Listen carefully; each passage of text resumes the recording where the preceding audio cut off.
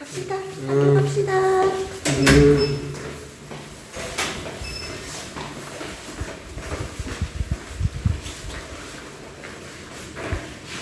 이렇게 아래 누르기. 아래. 그냥 그거 아래. 꼭. 좀 기다려야 되겠네. 됐어요. 갑시다. 내일 1층 갈 거예요. 오늘 걸어서 가요. 1. 하나. 옳지. 잘했어. 안녕. 안녕. 기다와. 기다려. 기다리면 문이 열려요. 갑시다. 내려.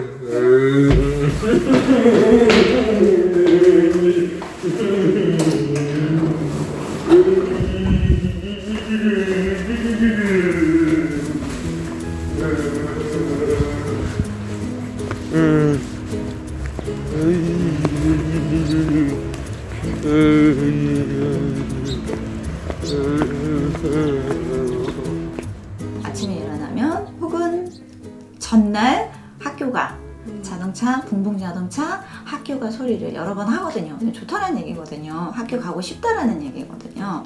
학교 가서 그냥 뭔지 모르겠지만 그냥 앉아서 선생님이랑 뭔가 하는 거, 학교라는 건물 안에 들어간 자체가 좋은 거고, 또 학교에서 먹는 급식도 너무 좋고. 건너자, 건너자. 손잡고. 네, 건너요. 쭉쭉 건너요. 가방에 필통 하나 들어있거든요. 정말 가벼워요. 이게 뛰면 가방이 달랑달랑 움직이는데 뛰어서 학교 가요. 막 뛰어서 와 하고 들어가면 선생님들, 친구들 전부 다 반겨주시고 너무 좋아해요. 처음 19년 겨울부터 코로나가 되면서 이제 개학이 늦어지면서 1학기 때 등교를 못했죠. 뭔가 자기도 느낌이 있었나 봐요. 굉장히 화도 올라오고 답답해하고 자꾸 나가고 싶어하고 집에만 있었거든요. 그래서 좀 많이 답답해했어요. 조심히 가.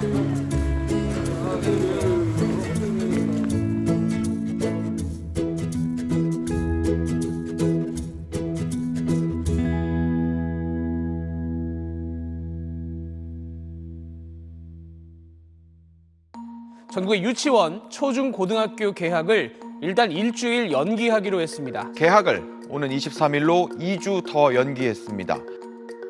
코로나 때문에 학교를 못 가게 되고 외출을 제대로 못 하게 되고 그 익숙함이 끊기다 보니까 말로 표현할 수 없을 만큼의 분노가 표출이 되더라고요. 많이 싸웠죠. 그냥 화를 내요.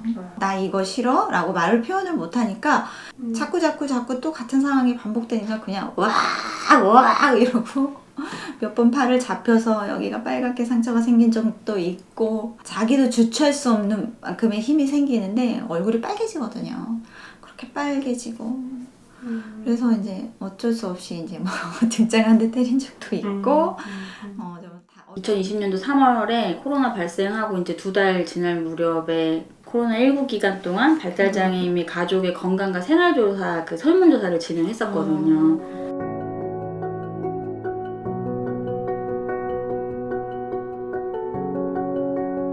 참여하신 1,500명 중에서 87%가 생활의 그 패턴 변화가 있었다, 이제 이런 응답을 해주셨던 거예요. 외부 활동이 이제 줄었고, 에너지 발산이나 조절이 힘들고, 수면과 식사, 의사소통이 이제 감소했다, 이제 이런 결과를 내주신 거죠.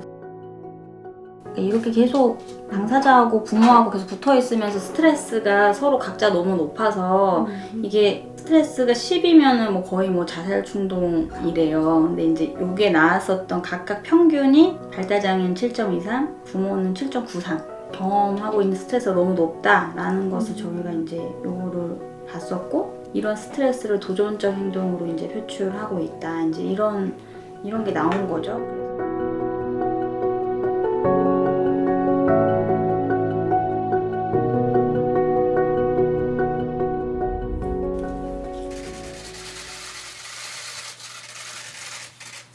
오는 4월 9일부터 단계적으로 유치원을 제외한 전국의 모든 초, 중, 고등학교에서 처음으로 온라인 개학 방식을 도입하여 2020학년도 신학기를 시작하겠습니다. 전국에 2만 6천 명 넘는 특수학교 학생들도 이 온라인 개학 대상입니다. 일반 학교에서 특수교육받는 학생도 6만 6천 명이 넘는데요. 장애 학생들 온라인 수업에 어려움은 없을까요? 우리 이거 한번 보자. 아니 이거 한 번만 보자. 아니 이거 아니 잠깐만. 잠깐. 가만히 있어. 그때는 이제 이렇게 장기가 될 거라는 생각을 못했기 때문에 이제 우리 특수학급 개별반 친구들에 대한 그런 수업 내용이 준비되어 있지가 않았었어요. 그래서 일반 학교다 보니 똑같이 정규 수업을 다 온라인을 들었어야 했거든요. 뭐 영어, 수학, 미술 과목별로 다 온라인에 접속을 해야 되고 문제를 풀어야 되고 회신을 해야 되고 시간에 맞춰서 해야 되는 것들이 있는데 이 아이가 그걸 하기는 너무 힘들었어요. 처음에는 영상을 틀어놓고 보게 했어요. 억지로라도. 굉장히 화가 올라와가지고 결론은 제가 하고 있더라고요. 아이는 저쪽에서 그냥 혼자 놀고 있고 제가 영어 수업을. 이게 무슨 밴드인데요, 이게? 특수학급에서 운영하는 밴드예요. 밴드에서 여기에서 이제 출석 체크하고 숙제 같은 거를 여기에다가 이제 올려주시고 우리 과제 올리라고 안내해 주시는 거죠. 근데 이거를 부모님이 체크해 주시는 거잖아요. 그렇죠. 부모님이 체크해야 하는 거예요. 가온이 올렸네 이거. 지금 이제 선생님이 카네이션 화분 만들고 카드 만들어서 사진 찍어 올리는 거예요 지금. 이게 과제예요. 그래서 올리는 거예요 지금. 이거 화분이랑 카드 만든 거. 그럼 저것도 그러면은 경미 씨가 찍어서 올려준 거예요? 그쵸. 제가 옆에서 하라고 해야 하죠. 혼자서 하면 걱정도 안 해 걱정.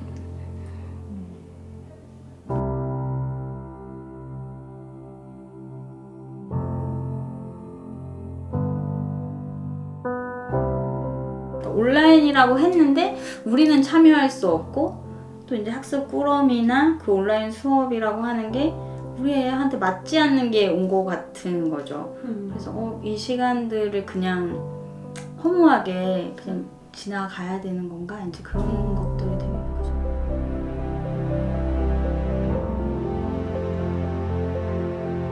장애 아이들이 어쨌거나 학교 안에 구성원이라고는 하지만 굉장히 속해 있지 못했다 이제 이런 게 되게 많이 느꼈던 한 해라서 교육 자체에 접근을 못하고 있는 거예요. 저희가 이게 무엇을 배울까가 아니라 우리는 지금 비장애 아이들이 배우는 수업에 같이 참여하고 싶은 건데 이 참여할 방법이 온라인을 통해서 방법이 없어져 버린 거죠. 근데 그거에 대해서 누구도 이제 대안을 제시하지 못했던 거고 등교시켜달라를 여러 번 얘기를 했었던 거죠.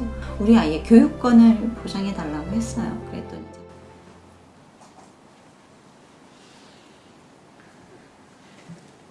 네, 1학기 코로나를 거치면서 저를 비롯한 제 주변의 어머님들께서 교육기관이나 복지기관 등의 휴원으로 인해서 아이들이 집에 머물러 있어야 했고 그래서 아이들이 온라인 수업을 전적으로 지원함과 동시에 돌봄 부담은 오로지 가족이 책임져야 했습니다. 또한 아이들도 변화된 환경 때문에 일상이 무너지고 있었습니다. 그래서 이러한 어려움들을 2차례에 걸쳐서 교육부 면담을 통해 전달을 했고요. 당시 그 자리에서 유초등학교에 다니는 학생들은 학교 긴급돌봄을 이용하면 된다라고 이야기를 했고 그 말을 믿었습니다. 하지만 저희에게 돌아온 거는 배제와 차별이었습니다.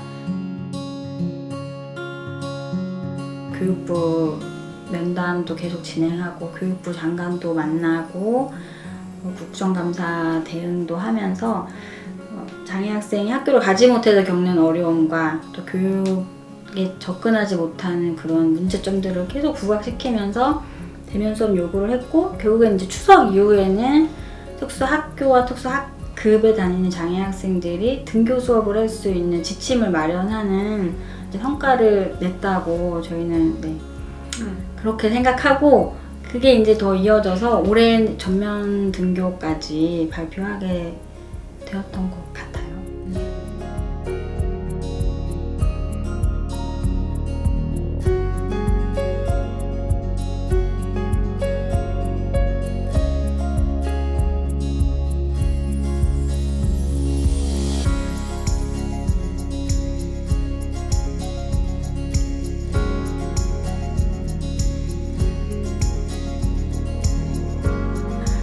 이런 코로나 시기, 그러니까 특별한 재난 시기에는 어떤 지원들이 추가가 돼야 되는지를 좀 정리할 수 있는 그런 계기로 삼으면 어떨까.